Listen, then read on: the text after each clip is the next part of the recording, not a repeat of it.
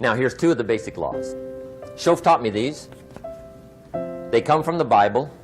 Now, again, I'm an amateur, okay? When it comes to the Bible, I'm not a pro. So you'll sort of have to take my way of putting it. But here they are. The first one is the law of use. The law of use. And it goes something like this. Whatever you don't use, you lose. Lack of use causes loss.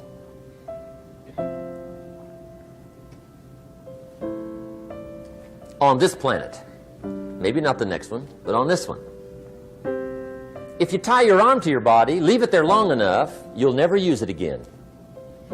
It's over for the arm. Now, it may not be over, but it's over for the arm. The only way to keep the use of this arm is what? Keep using it. If you quit, you lose automatically. They don't bring it up for a vote. You lose automatically when you quit. Now, the same thing that goes for your arm goes for your brain, mentality. The same thing goes for all the human virtues. Ambition, unused, declines. Strong feelings, unused, diminish. It doesn't grow, it diminishes. Faith, unused, decreases. It's a law. Vitality, unused, diminishes. Energy, unused, decreases. The guy says, well, I'm going to save up my energy. You can't do that. That's like trying to save today, put it on the end of the year. See, you can't do that. They'll come take you away. If you don't use today, what? It's lost. The guy says, well, I'll work twice as hard tomorrow to make up for it. See, that's foolish. You could have done that anyway. Today, unused is lost. A talent unused is lost. An ability unused is lost. So here's one of the key expressions of the evening. Take a new inventory of yourself. Starting tomorrow, new project. Take a new inventory. And make sure that all of your talent and ability and mentality and ingenuity and vitality and strong feelings, faith, courage, make sure that all you've got's being used. Otherwise, you lose. Now, one of the best illustrations of the law of use is a Bible story called the Parable of the Talents. The talent story. Interesting story if you haven't read it in a while. Just review it. It's a good story. An ancient story. It says there was a master with 3 servants. He got them together one day and he said to the 3, I've got these talents. And in those ancient days, a talent was a measure of gold. And he said to the 3 servants, take these talents and see what you can do with them while I'm gone. He said, I'm taking a journey and I'll be gone for a while. When I come back, we'll get together, go over the book, see how you did. He said, here's 5 of these talents for you. 5. Here's 2 of them for you. 2. And here's 1 for you. 1.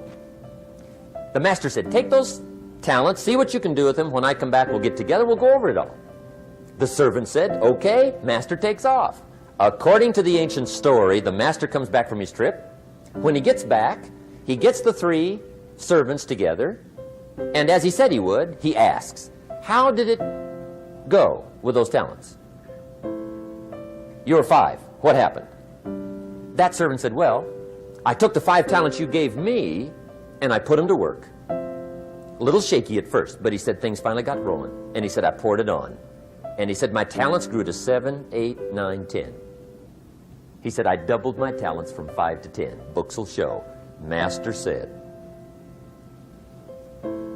one heck of a job.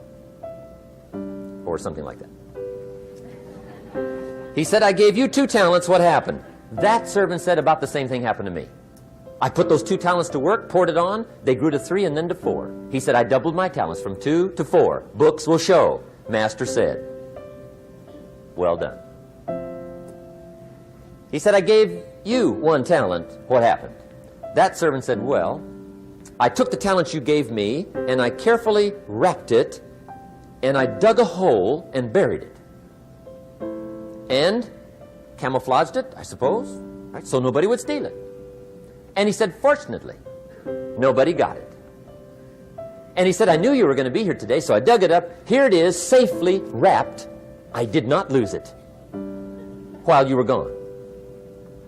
According to the ancient story, the master said, take that talent away from him and give it to the man that's got 10. Now you might say, well, I don't like that arrangement. The poor guy's only got 1 talent. He's already got 10. It ought to be more even. Remember, I didn't ask you to like it. But this one I would ask you to learn, because it simply means whatever you do not employ, you forfeit. It's a law. So learn well the law of use. Now here's the second one, and we're going to take our break. Second law from the Bible. This one we've heard since we were small, I'm sure. It's called the law of sowing and reaping. In fact, we probably heard it so often we could quote it. It says, whatever you sow, what? You shall reap. Fairly blunt, hopefully clear. Here's my first suggestion on the law of sowing and reaping. Don't try to beat it.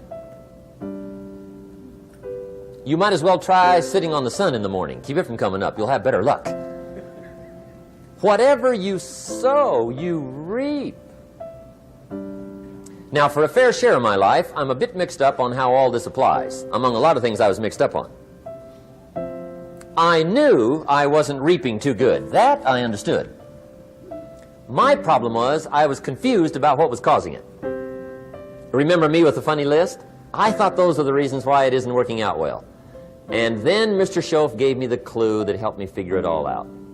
He said, Mr. Rohn, I have another answer for you. There's another way to quote this law that'll show you where the problem is so you can go to work on it right away. All you need to know is where the problem is, then you can go to work on it. So he quoted me the law another way, and I found out what my problem was. Here's the way you quote the law. Whatever you reap is what you've sown. Now I knew what my problem was. Whatever you reap is what you've sown. If you don't like the crop, who do you look up? Answer, whoever planted it.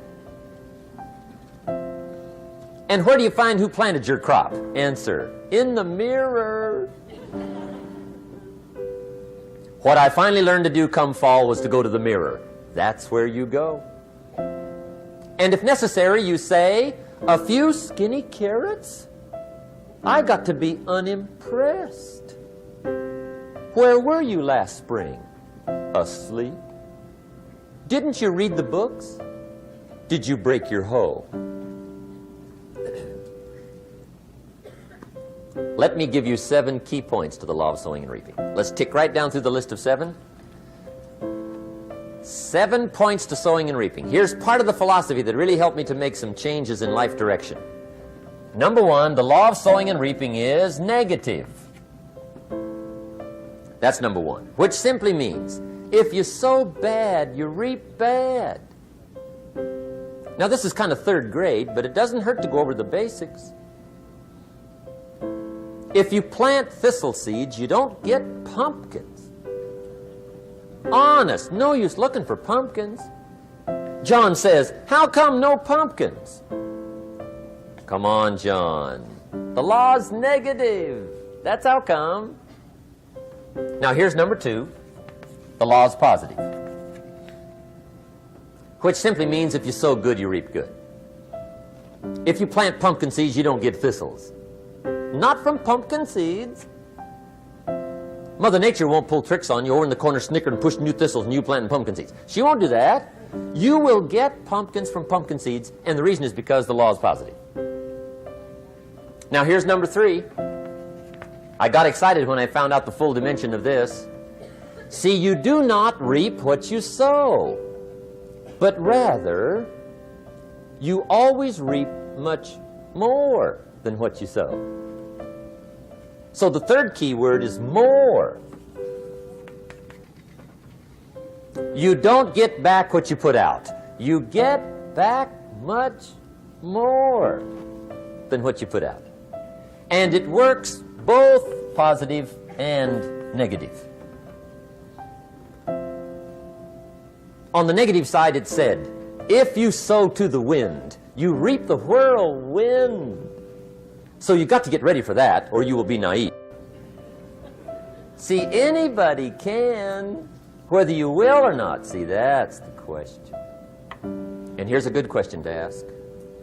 We are all buying somebody's plan. The question is, whose? Who's got you talked into doing what you're doing? Who's got you talked into your present plan? See, 10 years from now, you will surely arrive. The question is, where? But see, anybody, if you want to, can go searching for a good plan, pick it, and start working it. And sure enough, as the time passes, as it surely will 5 years from now, 10 years from now, then you'll be winding up wearing what you want to wear, driving what you want to drive, living where you want to live, become what you want to become. But now's the time to fix the next 10 years. And who can? Anybody. Here's number 6. The 6th key to sowing and reaping. This is leveling with you now, as we promised to do. There's one thing better than the truth, and that's the whole truth. And here's part of the whole truth of the law of sowing and reaping. Number 6 is, you could lose. There are times when you just lose, no matter what you do. It's that kind of planet. You reap what you sow, yes, but... What does that mean, yes, but? Well, the farmer plants his crop in the spring, takes care of it all summer, loves his family, works 10, 12 hours a day, 6, 7 days a week, is an honorable man. Come fall, he's got a beautiful crop, and he deserves every bit of it. But the day before he sends the combines into the field, a hailstorm comes along and beats it all in the ground, which means you lose.